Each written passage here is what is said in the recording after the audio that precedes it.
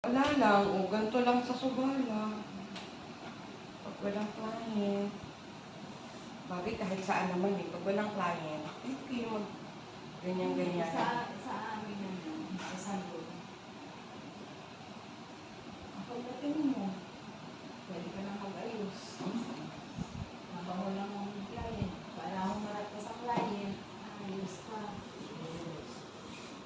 Doon nga, may araw nga doon kaming yung pwede kang magpaliban, pwede kang kahit kaya ganda-ganda ng buho ko noon. Idaman mo na rin ang paligid kung saan ako nagtatrabaho.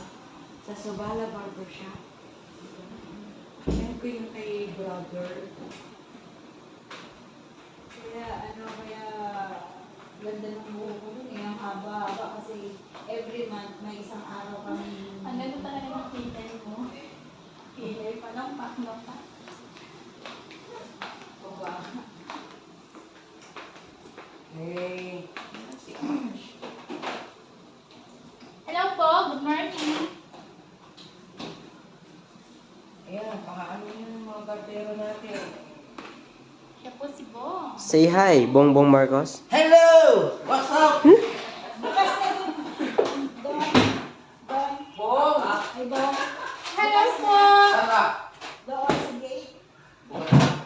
Baka naman yung ilaw. Ako lagi Patay na yung ilaw? ng ilaw dyan. Patay na. Hapon na. Okay na, Ash. Salamat. Yung barber for, Paul.